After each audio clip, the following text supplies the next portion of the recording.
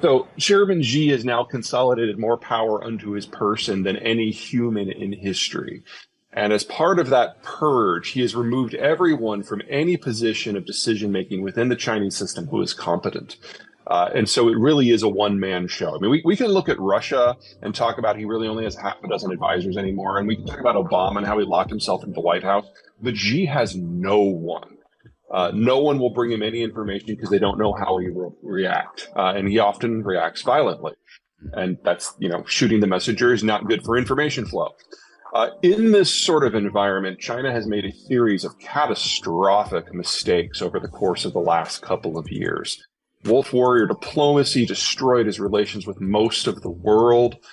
Because now people they're literally proud of their genocides in China now, and that does not resonate with anyone.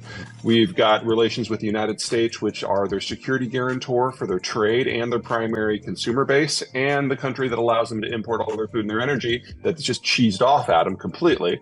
And they're even ruining relations with the Europeans over the Ukraine war. So one way or another, it has finally percolated up to Xi of just how deep in the shit they really are. So he sends out these peace feelers saying that, okay, we won't be quite so crazy. And Blinken, the U.S. Secretary of State, was on his way to the airport to get on a plane to come to China. But because there's no information exchange within the Chinese system at all, some dumbass in their intelligence operation said, hey, I got an idea. Because we're in a cult of personality and the great leader hates all things United States, I am going to float a 350-foot across balloon over the United States that you don't even need binoculars to see. And I'm going to dangle a chunk of apparatus that's as big as an Embraer jet.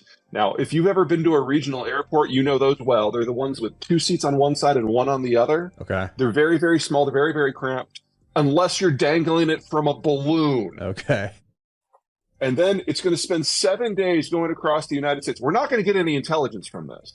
Because the thing is, I'm going to send it over the missile bases. I don't know if you knew this, but unless you're actually launching the nukes, the missile silos are closed. And so there's no information that could be gathered from a balloon that you could get from a satellite. Even better, the Americans are going to have a U-2 jet above it and a spy helicopter below it all 7 days with whisper sensors recording every bit of transmission it does, looking at what it does, learning the architecture.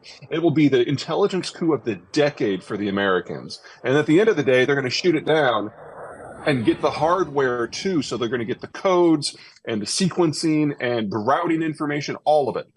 It is arguably the dumbest thing that I have seen any country do in the last 20 years. And the Chinese government, for the most part, didn't even know what was happening.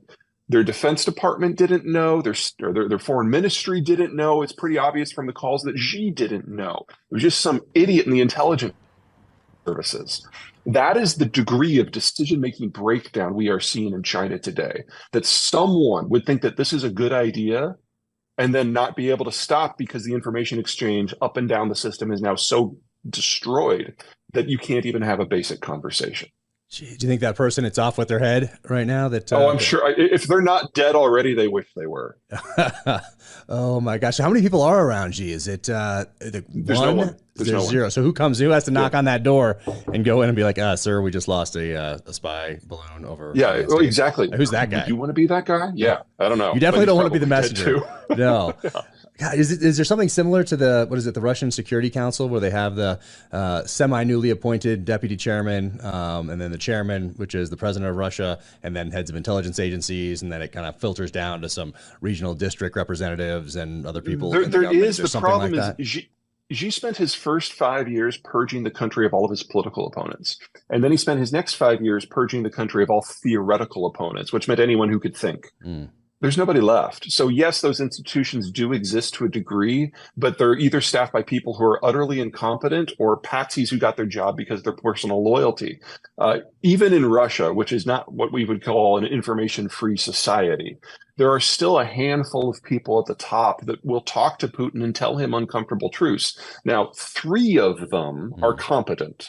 3 of them are not. So he is getting a steady stream of misinformation and propaganda, but there are 3 people who will tell him the truth. Xi has nothing like that. Oh, interesting. Because we think of things from our perspective, we think of, okay, what are our top geopolitical issues of the day? Is it China? Is it Russia? Energy? Whatever it might be for us. Do they have a list like that? Do you think that they look at and they're thinking like, okay, we have Taiwan, we have maybe some chips and semiconductor type infrastructure out there that we might want, that might help us if we had it. We have, what do we have as far as mining goes, and they look at those sorts of things, or what, I'm what, sure what that they used to. yeah. But so if you want to go back a little bit, if you remember Deng Xiaoping, he was the second generation leader, the guy after Mao. He was probably the best leader that China has ever had because he realized what the strengths and the weaknesses of the Chinese system were, and he worked assiduously internationally to address the weaknesses and leverage the strengths. So he is the guy who met with Nixon and was brought into the American post World War II, Cold War international globalization structures, and that set the stage for the industrial expansion to create the China that we now know. And he wanted to make sure that they never had a repeat of Mao. So he personally selected not just his successor, but the following guy too. And that's Jiang Zemin and Hu Jintao. Between the two of them, they ruled China for 20 years, and that has been the golden age of China. But he knew that he was not smart enough to figure out who should run the country 30 years on. Mm-hmm. And so he left it to those two factions to come up with a compromise candidate. And the compromise candidate was Xi Jinping. Unfortunately for Jiang and Hu, Xi spent his first 5 years outmaneuvering them and gutting both factions. And then the second 5-year period, getting rid of anyone who might theoretically form a new faction.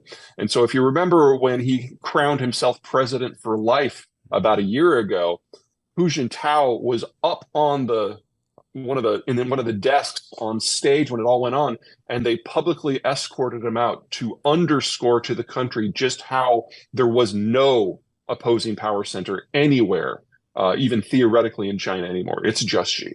Jeez, man. And what is in one child policy? When did that come into effect? And did they not project forward off what that was gonna do to them? Or were they just looking at a 10-year plan, a 20-year plan, and now they're at the 40, 50-year side of this? And what's going on there? So the one-child policy was adopted about 40 years ago, and Mao was concerned that this up-and-coming post-Korea, post-Japan occupation generation was going to expand so quickly that it was going to literally eat the country alive. And it has contributed now to the terminal demographic decline that China is in. But I don't think it's quite accurate, maybe a little unfair to put all of the fault on the one-child policy. It was, in time, proven to be a bad policy. I'm not disputing that. But when you move off the farm and into the town, you go from kids being free labor, and so you have as many as you can put up with, plus one, because that's how you find out it's too many, to kids being a luxury good and just the source of migraines.